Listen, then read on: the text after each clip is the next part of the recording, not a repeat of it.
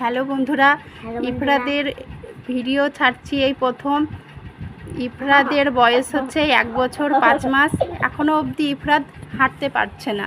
তোমাদেরকে সেই ভিডিওটাই সামনে দেখাবো। ইফরাদ টাটা করো, টাটা।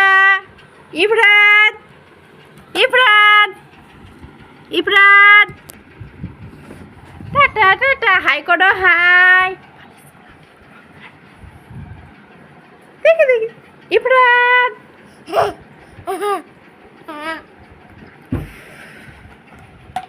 ইফরাদ